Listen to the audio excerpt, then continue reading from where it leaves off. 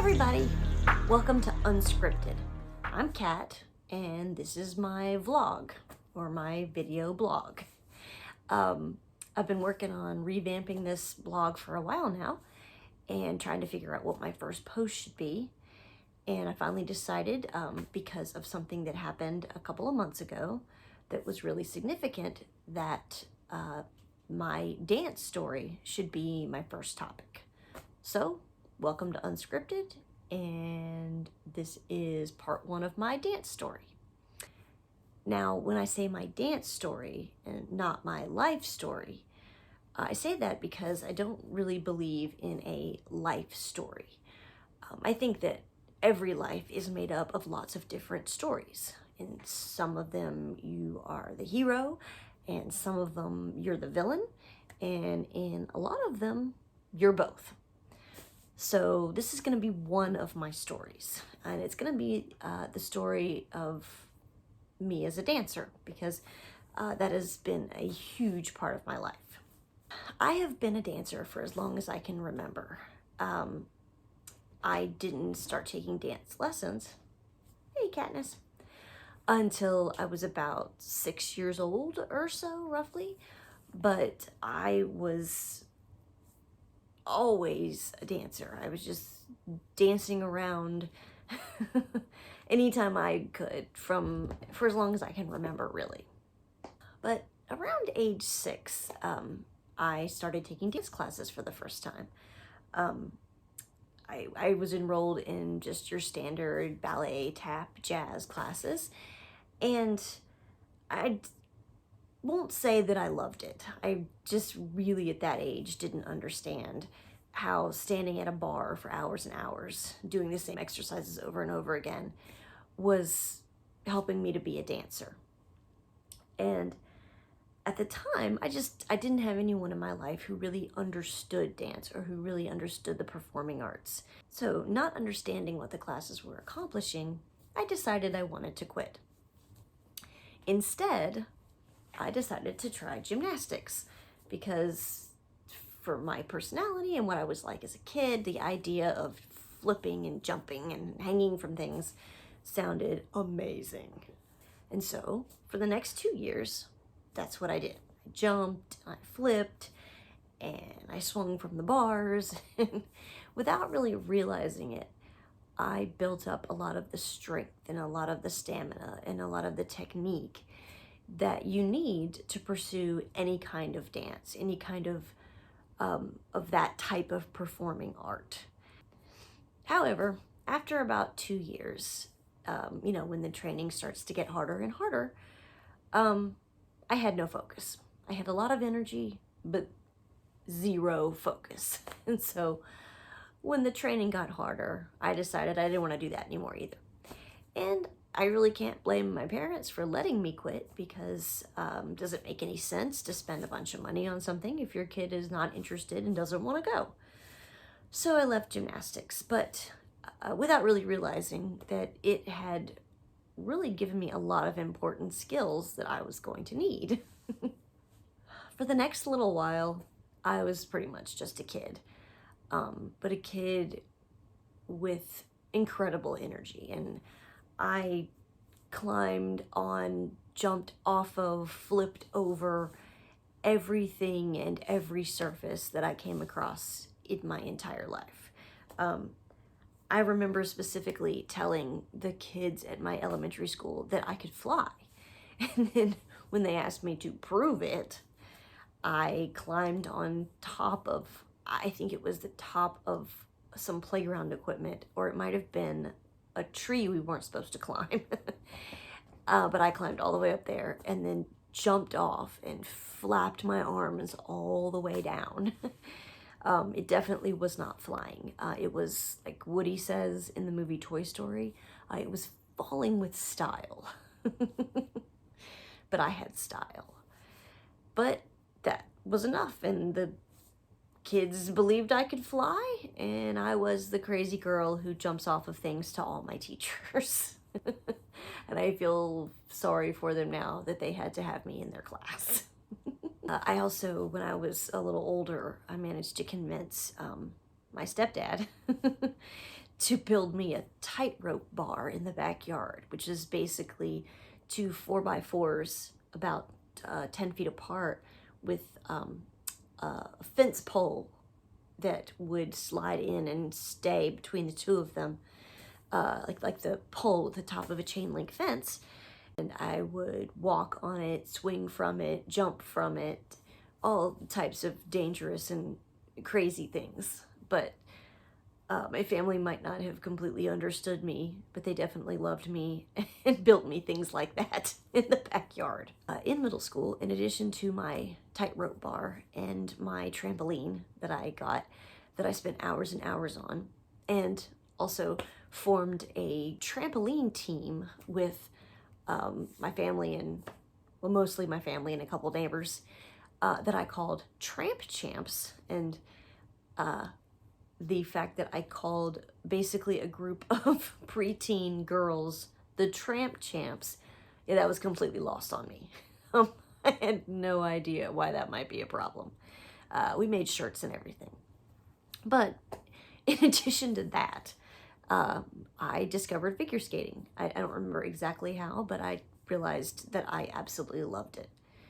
So my parents let me take lessons, and my mom and my stepdad worked really hard to get me the lessons and drive me back and forth all the time.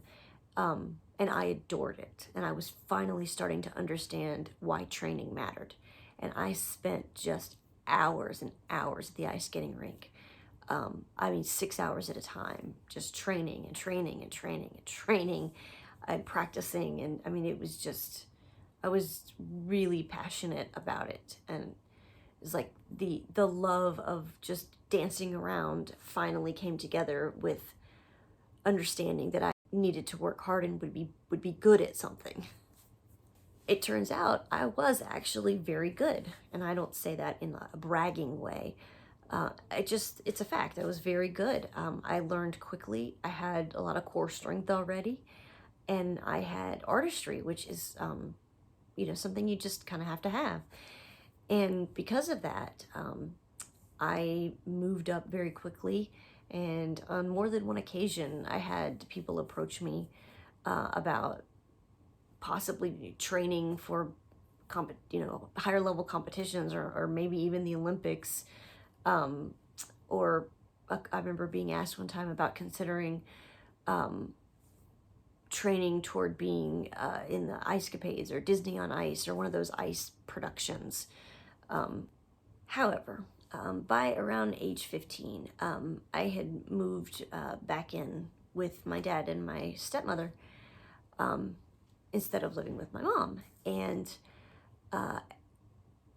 and if you don't know this, competitive figure skating is incredibly expensive. Once you get past just skating for fun, the cost of the coaching, the training, the lessons, the costumes, the choreography, the travel, everything is very, very expensive. And at the time, my parents just were not supportive of things like that. The family I lived with at that time just didn't understand it, and they didn't feel like that was something that was worth my time to pursue. And without someone in your corner, something like that is nearly impossible to do. And at the time, I didn't really even understand that there was other avenues to pursue, that ice dancing is absolutely a career. But, once competition was shut down for me, I just didn't really think there was any other option. So I had to stop. And that time when I had to quit, it was very difficult. It really hurt. And I felt the loss for a long time.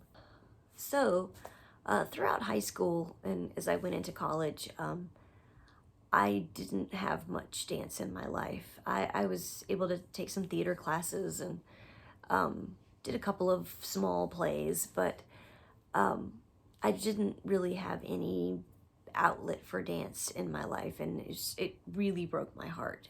But I didn't know how to change that at the time. I just didn't think there was any way. However, once I got into college, I was in a situation where I was an adult and I could take whatever classes I wanted to. And I was on scholarship.